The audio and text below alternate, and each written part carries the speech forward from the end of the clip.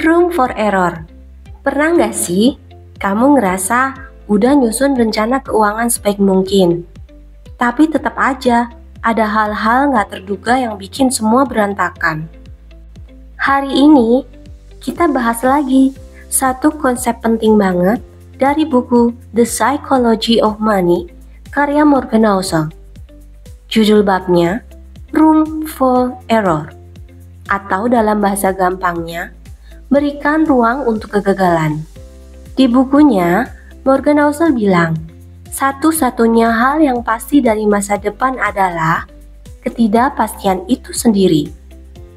Nah, karena masa depan gak bisa diprediksi, kita harus nyiapin ruang aman, semacam bantalan buat berjaga-jaga. Konsep inilah yang dia sebut sebagai room for error. Apa itu room for error? Room for error dalam konteks perencanaan keuangan artinya kita sengaja bikin rencana keuangan gak terlalu mepet, supaya kalau ada kejadian di luar rencana yang sudah kita bikin, kita gak langsung gagal. Ibarat kamu mau ke bandara dan pesawat jam 8 pagi. Kalau kamu berangkat jam 7.30 karena Maps bilang cuma 20 menit, kamu sesungguhnya sedang mengambil resiko yang besar untuk menjadi terlambat. Tapi, kalau kamu berangkat jam 6.30, kamu sudah memberikan ruang buat macet, antrian, atau salah belok. Gitu juga dalam keuangan. Kenapa ini penting dalam keuangan? Karena dalam dunia finansial, banyak hal di luar kendali kita. Bahkan, investor paling jago pun gak bisa prediksi pasar 100%. Beberapa hal yang bisa terjadi tiba-tiba. Kena PHK, sakit berat, harga kebutuhan naik, investasi jeblok, usaha sepi pelanggan. Kalau hidupmu udah pas-pasan, gak ada ruang buat nyerap guncangan. Kamu bakal jatuh saat badai kecil datang. Contoh nyata, gagal karena nggak ada ruang.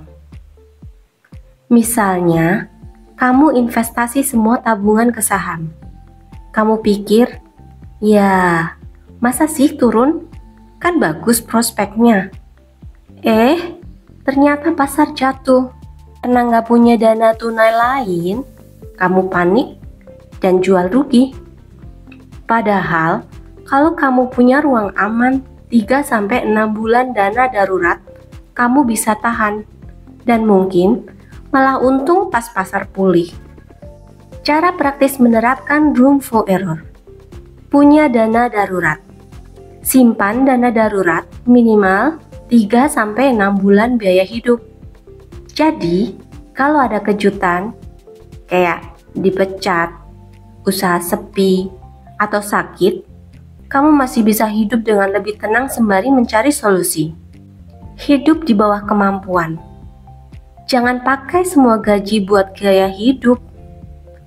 Kalau penghasilanmu 10 juta, jangan hidup kayak orang yang gajinya 10 juta juga. Sisain buat saving, investing, dan cadangan tidak terduga lainnya. Diversifikasi investasi. Jangan taruh semua duit di satu instrumen. Saham boleh, tapi kombinasikan juga dengan aset yang lain, misalnya reksadana pasar uang, obligasi, atau bahkan deposito. Ini cara sederhana bikin sistem keuangan kamu lebih tahan banting di hampir semua kondisi. Asuransi itu bentuk room for error juga loh. Jangan anggap asuransi itu buang-buang duit. Itu justru jaring pengaman, supaya saat kamu jatuh, kamu gak jatuh terlalu keras. Kamu bisa ikut asuransi swasta, ataupun minimal ikut program BPJS dari pemerintah. Jangan terlalu optimis dalam merencanakan masa depan. Banyak orang bikin rencana keuangan pakai skenario terbaik. Returnnya 15% tiap tahun. Pasti naik gaji tiap tahun. Usaha bakal langsung laris. Padahal realitanya kadang flat, kadang turun. Room for error itu artinya kamu rencanain pakai asumsi lebih konservatif atau lebih hati-hati, supaya kalau kenyataan nggak seindah harapan, kamu masih bisa tetap jalan. Dalam investasi, Hossel bilang, orang yang bisa bertahan paling lama biasanya akan menang dalam jangka panjang. Jadi, nggak masalah kamu nggak selalu ambil keputusan terbaik. Asal kamu bisa terus bertahan dan tetap ada di permainan. Jangan remehkan ruang aman.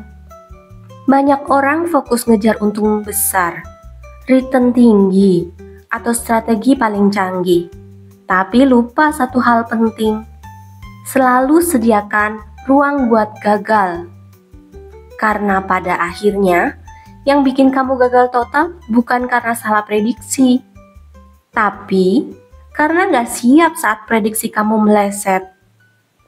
Yuk, coba tanyakan beberapa pertanyaan ini ke diri kamu sendiri. Apakah kamu sudah punya dana darurat?